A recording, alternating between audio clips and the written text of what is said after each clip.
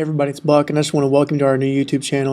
Jamie and I are always looking for different ways that we can partner with you, support you, and encourage you. And we thought this might be a good step in this new year. So we're going to be doing this, and just kind of we want it to kind of grow and meet your needs, and we're open to doing whatever we need to, trainings, webinars.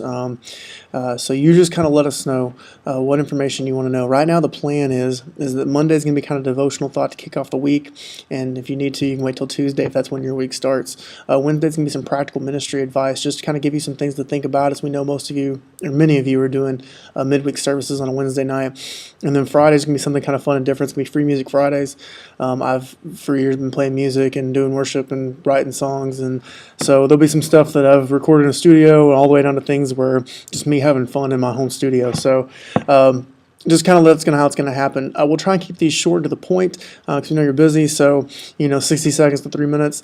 We'll see if we pull that off and keep it up. Sometimes it'll be me, sometimes it'll be Jamie, sometimes it'll be both. And so we just look forward to see how this grows. To kind of kick off with our first devotional thought, I'm going to read real quick here.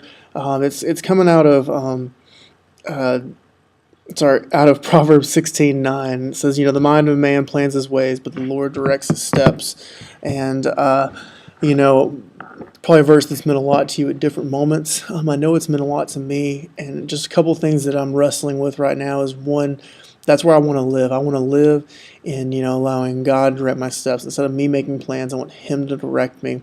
Because I think about if I go with my plans, the things I would miss out on. And the biggest thing I think of is, if I hadn't followed God's path and the crazy path that He took me down, I'd never been a foster parent, which means I never would have adopted our first two kids.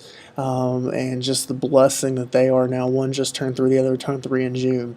And just, never would have planned that for myself, never would have imagined it. Just to think what I missed out on. And, I could think about professional ministry opportunities, other things as well, but that's the biggest thing for me. And I know you're the same way. So my first prayer for me and for you is that we would be living in that we would just say, God, I want you to direct my steps.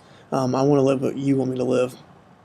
And just, for today, maybe count the blessings of what that's meant for you because you've done that. The second part, and this has been the biggest thing I've been wrestling with and realizing recently, is just knowing that I don't have it all figured out.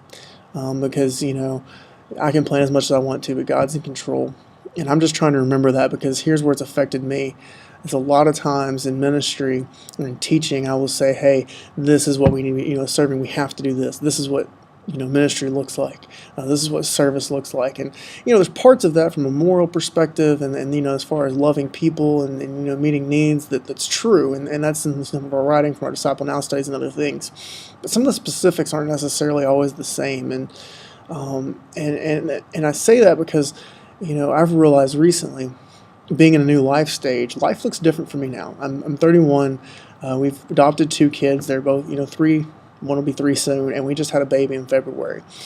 And so, for example, used to on a Saturday, I would have spent an entire Saturday morning probably knocking out a book, Christian book, just trying to grow spiritually, or, probably to grab some friends and we would have gone downtown and fed the homeless. And those are awesome things, and those are things that I still want to be a part of my life. But you know what I did Saturday?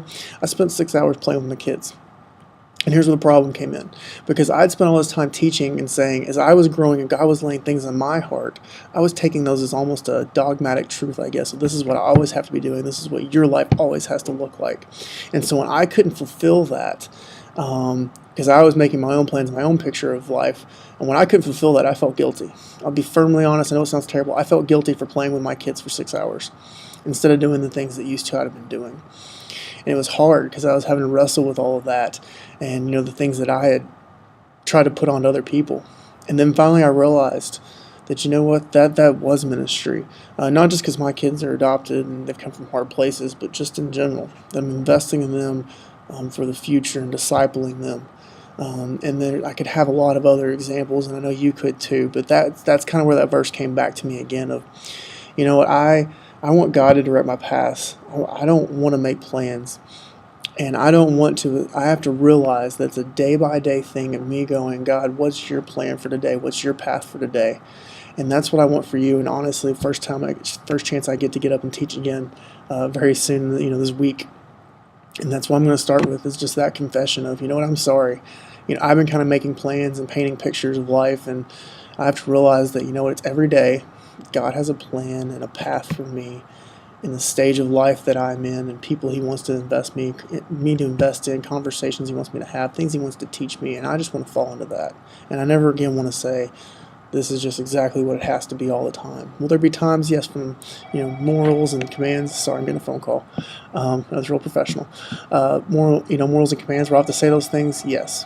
But for the most part, I want to just be able to say I'm following God's plans, I'm following God's path, and I want that for you too. Sorry for the interruptions. Hope God spoke to you through this. Please share in the comments maybe lessons you've learned, topics you'd like to hear about, and we look forward to talking to you soon.